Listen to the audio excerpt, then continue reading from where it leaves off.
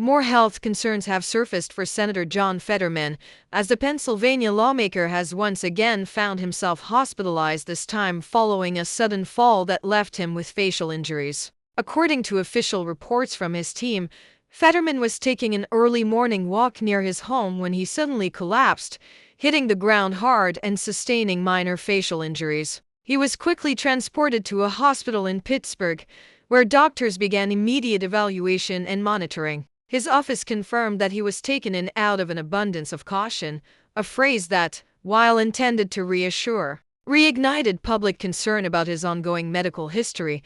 The statement released by Fetterman's team noted that during his fall, doctors discovered that he experienced what they described as a ventricular fibrillation flare-up, a serious cardiac event involving irregular heart rhythms that can cause dizziness, loss of balance, and fainting spells. It's a dangerous condition if left unchecked, one that can potentially lead to cardiac arrest. While the senator is said to be stable, the acknowledgement of another medical incident has reignited discussions about his overall health and capacity to continue serving in one of the most demanding political roles in the nation.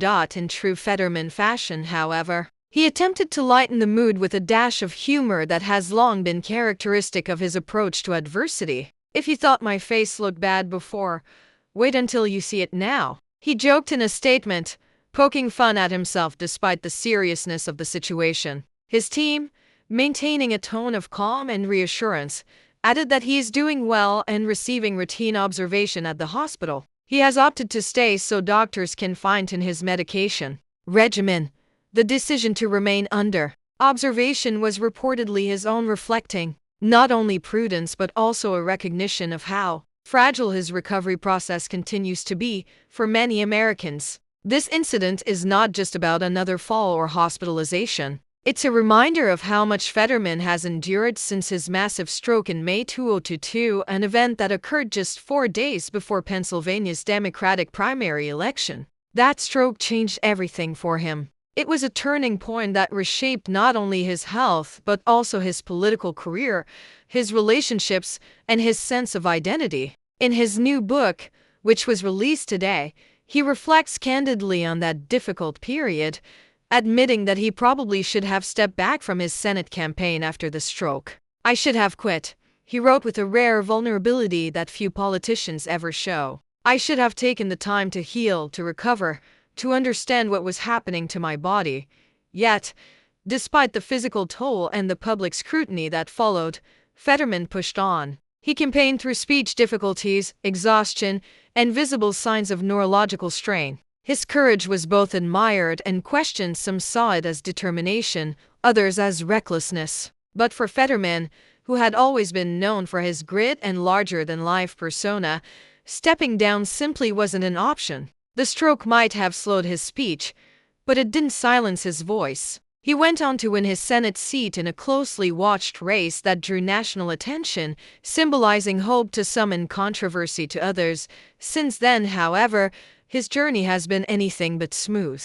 His time in office has been marked by periodic hospital visits, therapy sessions, and moments of visible fatigue that sparked questions about his fitness for duty. Earlier this year, he made headlines when he admitted himself to Walter Reed National Military Medical Center to seek treatment for clinical depression, another brave and remarkably transparent move that broke the unspoken rule of silence many politicians maintain about their mental health. That decision, though bold, was met with a mixed response: empathy from those who admired his honesty, and skepticism from those who saw it as a sign of vulnerability in a political arena known for its ruthlessness. Fetterman, however, never shied away from confronting those narratives head-on. He openly spoke about his battles with mental health, saying he had reached a point where getting out of bed felt impossible. In his book and interviews, he has described how, at his lowest point, he felt disconnected from himself and the world around him.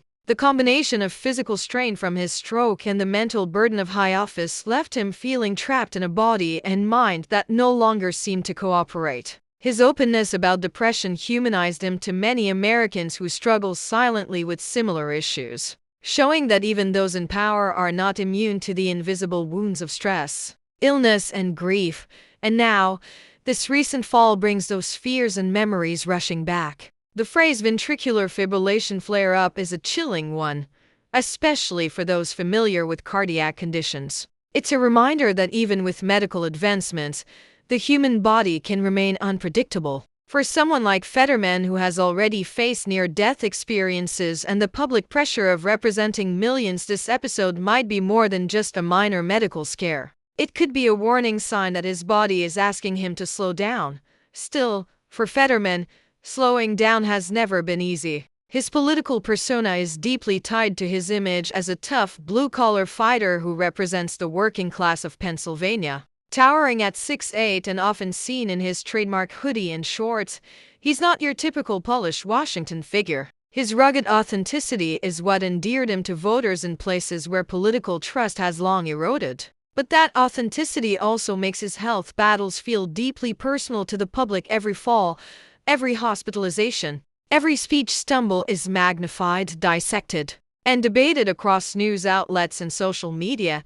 This latest hospitalization has inevitably revived conversations about the physical toll of political life. Senators often endure grueling schedules, long flights, back-to-back meetings, late-night votes, and constant scrutiny. For Fetterman, each of these demands interacts with the lingering aftereffects of his stroke and now, apparent heart complications. Cardiologists have noted that ventricular fibrillation, though treatable, requires precise medication and ongoing monitoring. Even minor lapses can lead to dizziness or fainting, which aligns with the circumstances surrounding his fall.